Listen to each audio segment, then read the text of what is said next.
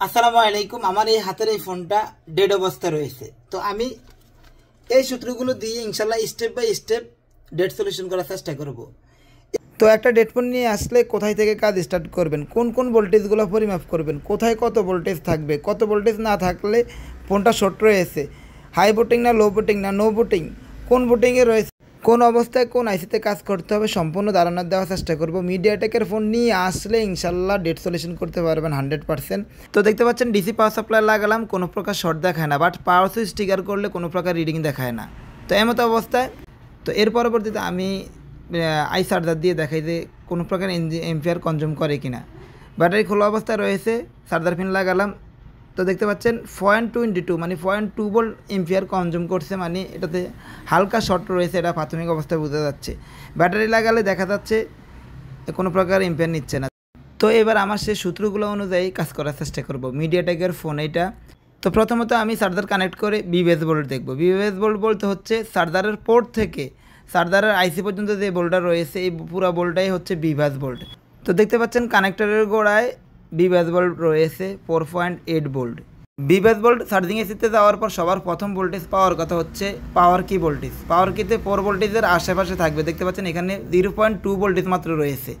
পাওয়ার কিতে ভোল্টেজ যদি একেবারে না পাওয়া যায়, প্লাস বিবেটে যদি ভোল্টেজ কোনোভাবে না পাওয়া যায়, এবং বিপিএস লাইন বা মিডিয়াটেকের বিসিএস লাইন এই লাইনে যদি কোনো প্রকার ভোল্টেজ না পাওয়া যায়, তাহলে 100% ধরে নেবেন যে চার্জিং এসি খারাপ। তো দেখতে পাচ্ছেন এখানে বিপিএস লাইনেও কিছু পরিমাণ ভোল্টেজ রয়েছে, যেখানে 4 ভোল্ট থাকার কথা সেখানে 0.2 ভোল্ট রয়েছে। ভোল্টেজ যেহেতু রয়েছে সেক্ষেত্রে চার্জিং এসি এখন আমরা খারাপ বলতে পারি না, আমরা শর্ট খুঁজে বের করব। তো যেহেতু বিবেট লাইনে শর্ট পাই নেই, সেই ক্ষেত্রে চার্জিং সেকশন থেকে আমার শর্ট খুঁজতে হবে। প্রথমত আমি চার্জিং সেকশনে স্টিল শিলটা তুলে নেব, এরপরে চার্জিং আইসির পাশে থাকা যে বাক কয়েলটা রয়েছে এই বাক কয়েলটা আমি তুলব। তো বাক কয়েল তোলার পরে আমি এখন ডিসি পাওয়ার সাপ্লাই দিয়ে চেক করবো আসলে শর্ট রয়েছে কিনা, কোনো পাশে শর্ট রয়েছে কিনা, দুই পাশে চেক করবো। একটা হচ্ছে পাওয়ার আইসির পাশ আর একটা হচ্ছে চার্জিং আইসির পাশ। তো হ্যাঁ, ডিসি পাওয়ার সাপ্লাইয়ের কিন্তু শর্ট দেখাচ্ছে, পাওয়ার আইসি সেকশনে শর্ট দেখাচ্ছে। তো আমি রোদনের দুয়া দিয়ে দেখাচ্ছি যে শর্টটা আসলে কোথায়। তো এই ধরনের শর্ট ফাইন্ড আউট করার সময় অবশ্যই পাওয়ার সাপ্লাইয়ের ভোল্টেজ কমাই নেবেন। তো দেখতে পাচ্ছেন এখানে একটা ছোট্ট একটা ক্যাপাসিটার শর্ট দেখাচ্ছে। তো এই ক্যাপাসিটারটা আমি রিমুভ করে দেখবো পাওয়ার আসে কিনা। তবে এরপরও বলে রাখি, ভিডিওটা কিন্তু এখানেই শেষ না, আমি প্রতিটা লাইন বাই লাইন দেখিয়ে দেবো ইনশাল্লাহ শর্ট না থাকলে কীভাবে এই ফোনটি সলিউশন করতে হতো। তো সম্পূর্ণ ভিডিওটি কন্টিনিউ করবেন, আর ভিডিওটি ভালো লাগলে অবশ্যই আমার চ্যানেলটি সাবস্ক্রাইব করে দেবেন। প্রতিনিয়ত আমি এই ধরনের ইম্পর্টেন্ট ভিডিও আমার পেজে দিয়ে থাকবো ইনশাল্লাহ। আমার একটা পেজ রয়েছে, ফেসবুকের ওই পেজের মধ্যে আমি সুন্দর সুন্দর ইম্পর্টেন্ট ভিডিও দিয়ে থাকি, শর্টস ভিডিও দিয়ে থাকি, ওই পেজটা ফলো দিয়ে রাখতে পারেন। তো ভিডিওটা কিন্তু এখন থেকে খুব মনোযোগ সহকারে দেখবেন। আলহামদুলিল্লাহ আমার মোবাইলটি চালু হয়েছে, আমার কাজটি কমপ্লিট হয়েছে। তবে যদি এখানে শর্ট না থাকতো আমি কীভাবে সলিউশন করতাম, খুব মনোযোগ সহকারে দেখুন। প্রয়োজনে শেয়ার দিয়ে নিজের ওয়ালে রেখে দেন, সেভ করে রাখেন। যতদিন মোবাইল সার্ভিসিং করেন মিডিয়াটেকের ফোন নিয়ে আসলে এই লাইনগুলো কাজে লাগবে ইনশাল্লাহ। তো প্রথমে দেখতে পাচ্ছেন আমি এমটিকে টেস্টিং লিখছি। মিডিয়াটেকের ডেড ফোন নিয়ে আসলে কোন কোন ভোল্টেজগুলো টেস্ট করবেন সেই কথাটাই এখানে বোঝানো হবে। প্রথমে তো 1 নম্বরে দেখতে পাচ্ছেন ভি বাস হচ্ছে চার্জিং পোর্ট থেকে চার্জিং আইসি পর্যন্ত। তো আপনি চাইলে B2B কানেক্টরের 500 আপনি চেক করতে পারেন, আর না হয় চার্জিং আইসির পাশে চেক করতে পারেন। তবে চার্জিং আইসির পাশে চেক করা শ্রেয়। 5 ভোল্টেজ থাকবে বিবেস লাইনে। যদি বিবেস লাইনে 5 ভোল্টেজ না পাওয়া যায় সেক্ষেত্রে আপনি চার্জিং সকেট প্লাস ওবিপি চেক করতে পারেন। চার্জিং সকেট বলতে হচ্ছে charging port. Bibhas volt 5 volt পাওয়ার পর এরপরে যে ভোল্টটা পাবেন সেটা হচ্ছে পাওয়ার কিতে, পাওয়ার সুইচের কিতে এখানে পাবেন হচ্ছে 4 ভোল্ট, মানে 4 ভোল্টের আশেপাশে থাকবে। যদি পাওয়ার কিতে কোনো প্রকার ভোল্টেজ না পাওয়া যায়, কোনো প্রকার একদম 0 ভোল্টেজের উপরে যদি 100.1 বা 0.2 ভোল্টেজ যদি না পাওয়া যায় সেক্ষেত্রে চার্জিং এসি থেকে লাইন মিসিং থাকতে পারে বা চার্জিং এসি খারাপ থাকতে পারে। এর পরবর্তী ভোল্টেজটা হচ্ছে বিবেট লাইনের ভোল্টেজ। বিবেট লাইন হচ্ছে চার্জিং এসি থেকে ব্যাটারি কানেক্টর পর্যন্ত, এই ভোল্টেজটাকে বিবেট বলা হয়। 4 ভোল্টেজ থাকবে। যদি কোনো প্রকার ভোল্টেজ এখানে না পাওয়া যায় কোনো প্রকার, সেক্ষেত্রে চার্জিং এসি খারাপ। আর যদি বিবেটে অল্প পরিমাণ ভোল্টেজও পাওয়া যায়, চার্জিং এসিতে আগে ধরার দরকার নাই। এর পরবর্তীতে আপনারা বিপিএস লাইন বা বিসিএস লাইন চেক করবেন। সেটা হচ্ছে আপনার পাওয়ার আইসিতে যে ইনপুট লাইনগুলো রয়েছে, ক্যাপাসিটার রয়ে এগুলোর মাপলে এই ভোল্টেজগুলো পেয়ে যাবেন।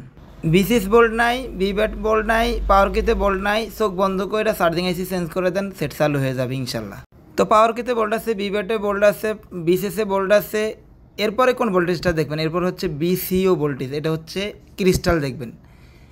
ক্রিস্টালের মধ্যে 2.2 ভোল্ট থাকার কথা, আপনার যদি 1 পয়েন্ট ভোল্টেজও থাকে বা কোনো প্রকার ফ্লাকচুয়েশন ভোল্টেজ থাকে কোনো সমস্যা নাই। যদি ভোল্টেজ না থাকে সেই ক্ষেত্রে পাওয়ার আইসি চেঞ্জ করবেন। যদি ভোল্টেজ না থাকে বা পাওয়ার আইসিতে দেখবেন।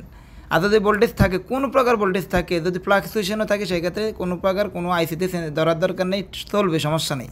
ক্রিস্টালের পরে হচ্ছে বাক ভোল্টেজ চেক করবেন। বাক ভোল্টেজ হচ্ছে পাওয়ার আইসির পরে যে বাক কয়েলগুলো রয়েছে সবগুলো বাক ভোল্টেজ হচ্ছে বাক কয়েল। একটাতে শুধু ভোল্টেজ থাকবে না, সেটা হচ্ছে বি মডেম। আর বাকি যে কয়েলগুলো রয়েছে সবগুলোতে ভোল্টেজ থাকবে। BS1 থাকবে হচ্ছে 2.0 ভোল্ট, BS1 হচ্ছে হাই এলডিও ভোল্ট। এরপরে হচ্ছে হাই এলডিও ভোল্ট 2.0 ভোল্ট থাকবে। এরপরে যে সিপিইউতে যা বাক কয়েলগুলো রয়েছে এগুলোতে 0.7 থেকে 0.8 ভোল্ট থাকবে। এই বাক ভোল্টেজ চেক করার পরে হচ্ছে আপনি BS2 যেটাকে লো এলডিও বলে, BS2 হচ্ছে 1.3 থেকে 1.4 ভোল্ট। BS2-র পরে VA12 একটা ভোল্ট রয়েছে, যেটা হচ্ছে এক্সটার্নাল বাক সার্কিট থাকলে এটা সিপিইউতে গিয়ে থাকে, এই ভোল্টেজটা থাকবে। এই ভোল্টেজ সবগুলো ঠিকঠাক পাওয়ার পরও যদি মোবাইল চালু না হয় সেক্ষেত্রে কী করবেন? সেক্ষেত্রে আপনি চেক করবেন হচ্ছে কম্পিউটারের মধ্যে আপনার মোবাইল কানেক্ট করাবেন, মানে পোর্ট পায় কিনা সেটা চেক করবেন। কম্পিউটারের ডিসপিসিতে যাবেন, এরপরে হচ্ছে ম্যানেজে যাবেন, এরপরে হচ্ছে ডিভাইস ম্যানেজারে যাবেন, এরপরে হচ্ছে মিডিয়াটেকের ফোন হলে ভলিউম আপ ভলিউম ডাউন চাপ দিয়ে ধরে এরপরে মোবাইল অফ থাকা অবস্থায় কেবল কানেক্ট করাবেন। যদি এখানে কেবল কানেক্ট পায় তাহলে এই লাইনগুলো লড়বে বা এখানে মোবাইলের ডিভাইসের নাম শো করবে।